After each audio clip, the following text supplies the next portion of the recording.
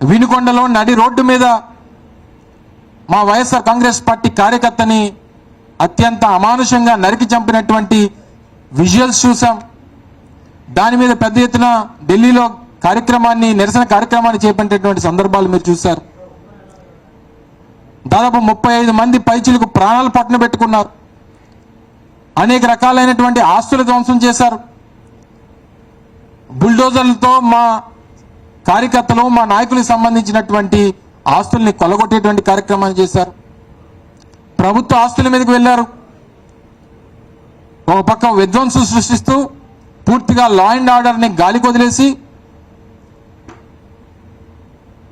ఇంతమంది ప్రాణాలు పట్టున పెట్టుకున్నటువంటి ప్రభుత్వం ఈరోజు రాష్ట్రంలో ఉండడం చాలా దురదృష్టకరం.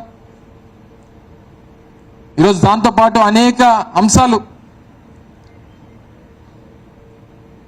ఎంతమంది పిల్లలు ఈరోజు నాణ్యమైనటువంటి నెయ్యి సరఫరా జరగలేదని చెప్పి తిరుపతి ప్రసాదంలో లడ్డూలో కల్తీ నెయ్యి వాడారని చెప్పి విష ప్రచారం చేసినటువంటి ఈ ముఖ్యమంత్రి మరి ఈరోజు రాష్ట్రంలో అనేక పాఠశాలల్లో, అనేక హాస్టల్స్లో, అనేక ప్రభుత్వానికి సంబంధించినటువంటి హాస్టల్స్లో పిల్లలు ఫుడ్ పాయిజనింగ్ అయ్యి నాణ్యమైనటువంటి ఆహారం అందక ఇదే ఉమ్మడి విశాఖపట్నం జిల్లాలో దాదాపు 4-5 పిల్లలు చనిపోయారు. అటు గుంటూరు కానీ, తిరుపతి కానీ, ఏఎస్ఆర్ జిల్లా కానీ, విశాఖపట్నం కానీ అనేక ప్రాంతాల్లో ఉన్నటువంటి ప్రభుత్వానికి సంబంధించినటువంటి పాఠశాలల్లో పిల్లలు ఏ రకమైనటువంటి స్థితిలో ఉన్నారో, ఏ రకమైనటువంటి అన్యాయంగా వారిని పట్టున పెట్టుకునేటువంటి కార్యక్రమం చేశారో మనం చూసాం. ఓ పక్క గుడ్లవల్లేరు ఇంజనీరింగ్ కాలేజీలో మహిళలకు సంబంధించినటువంటి రెస్ట్ రూమ్స్లో కెమెరాలు పెట్టారని చెప్పి వాళ్ళు గొడవ చేస్తే వాళ్ళ మీద అత్యంత కిరాతకంగా రాష్ట్ర ప్రభుత్వంలో ఉన్నటువంటి మంత్రులు అసలు ఏమీ లేదని, అక్కడ ఏమీ జరగలేదని చెప్పి వాళ్ళని భయభ్రాంతులు చేసి భయపెట్టేటువంటి కార్యక్రమం చేశారు.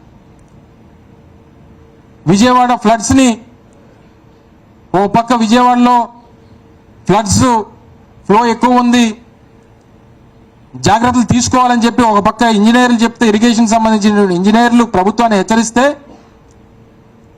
నిమ్మక నీరెత్తినట్టు కనీసం వారికి తెలియజేయకుండా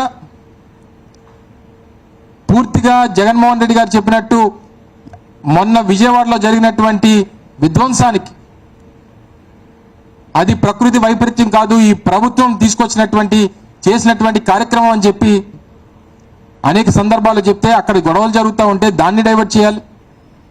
ఇప్పటికీ పరిహారం అందక నిన్న మొన్న మీరు చూశారు, విజయవాడ కలెక్టరేట్ దగ్గర పెద్ద ఎత్తున బాధితులందరూ కూడా వెళ్ళి ధర్నా కార్యక్రమాలు చేస్తున్నటువంటి సందర్భాలు మీరు చూశారు. మన విశాఖపట్నంలో ఉన్నటువంటి స్టీల్ ప్లాంట్ ప్రైవేటైజేషన్కి సంబంధించినటువంటి ఉద్యమం జరుగుతూ ఉంటే దాన్ని ఏ రకంగా డైవర్ట్ చేయాలి, దాని నుంచి ప్రజల్ని తాలూకా ఇది ఎలా డైవర్ట్ చేయాలనేటువంటి దాని మీద వీరి ఆలోచనలు.